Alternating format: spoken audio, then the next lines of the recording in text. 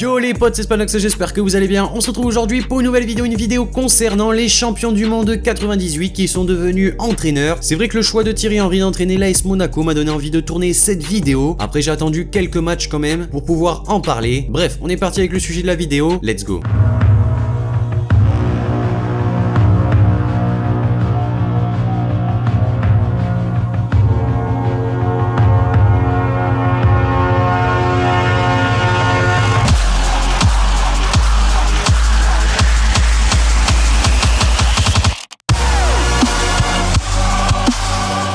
On débute tout d'abord avec Laurent Blanc, celui qui a manqué la finale en 98 à cause d'un carton rouge reçu face à la Croatie, est devenu entraîneur. Seulement 6 ans après avoir pris sa retraite, Laurent Blanc avait remporté le championnat de France en 2009 à la tête des Girondins de Bordeaux et il est parvenu à se hisser jusqu'en quart de finale de la Ligue des Champions l'année suivante. C'est vrai qu'à ce niveau-là, il était franchement plutôt pas mal à l'époque des Girondins de Bordeaux où il y avait de bons joueurs qui sont malheureusement partis par la suite. Puis il a pris les rênes de l'équipe de France de 2010 à 2012 où c'était pas forcément incroyable avant de devenir l'entraîneur du Paris Saint-Germain de 2013 à 2016, une période pendant laquelle il gagnera plus de 10 trophées. Après c'est vrai que quand le PSG est entré dans l'ère Qatari, ils ont quand même raflé tous les trophées à l'échelle nationale. Aujourd'hui le champion du monde 98, surnommé le président, est sans club, mais il est annoncé un peu partout puisque ça reste quand même un entraîneur qui, là où il est passé, a réussi à gagner des trophées. On enchaîne avec Alain Bogossian, qui n'a été titulaire qu'une seule fois en 98, c'était face à l'Arabie Saoudite. Bogossian avait pris part à 5 rencontres au total en entrant en jeu dans les moments décisifs. L'ex-milieu de terrain des Bleus a pris sa retraite en 2003, il s'est ensuite beaucoup consacré au golf et en 2008 il est revenu à sa première passion devenant l'adjoint de Raymond Domenech lors de l'Euro 2008. Il est resté à ce poste sous le mandat de Laurent Blanc jusqu'en 2012. Alain Bogossian possède donc son diplôme d'entraîneur, mais visiblement les grands clubs sont pas très intéressés par lui. On a ensuite Lionel Charbonnier, lui n'a pas disputé la moindre minute de jeu lors du mondial 98 puisqu'il était 3e gardien et il a raccroché ses crampons en 2002. Il a ensuite entraîné différentes équipes comme le FC Istres en 2014,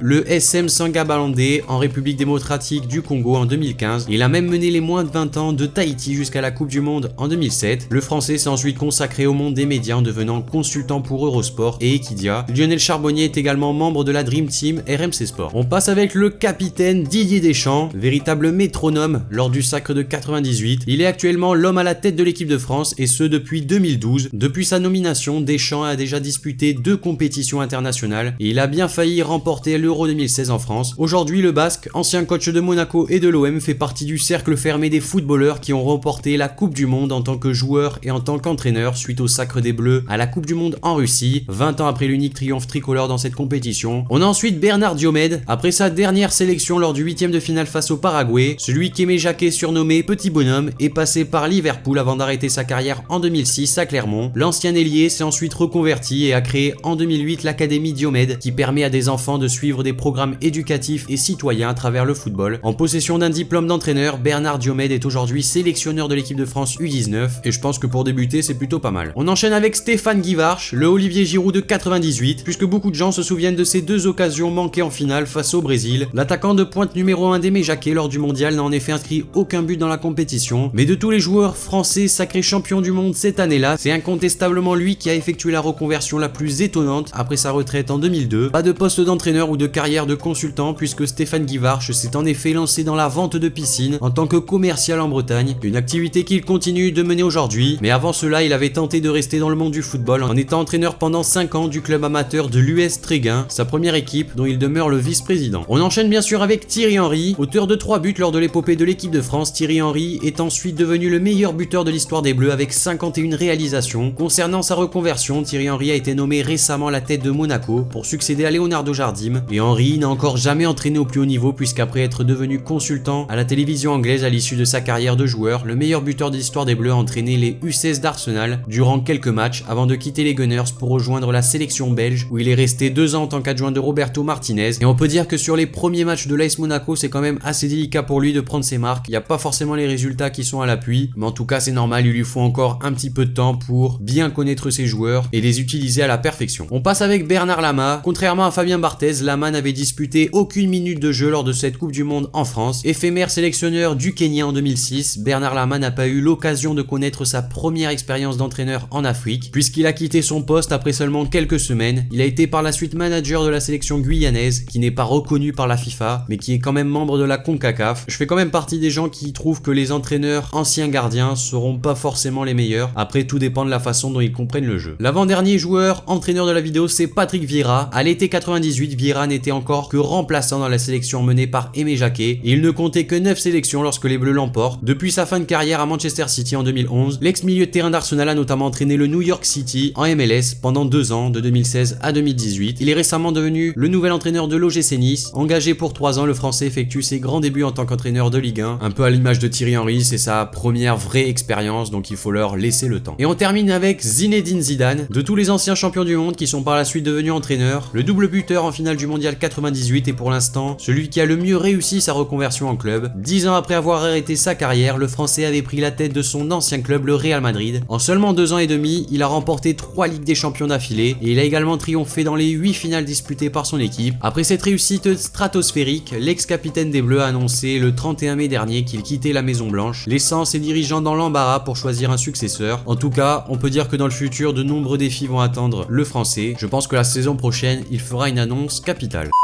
Donc voilà les amis, cette vidéo concernant les champions du monde 98 qui sont devenus entraîneurs est maintenant terminée. N'hésitez pas à me dire dans les commentaires ce que vous en avez pensé de cette vidéo, si vous aviez appris des choses. Lâchez le like si la vidéo vous a plu, abonnez-vous si c'est pas déjà fait. Et moi je vous dis à la prochaine pour une nouvelle vidéo, c'était Spanox. Allez, salut tout le monde.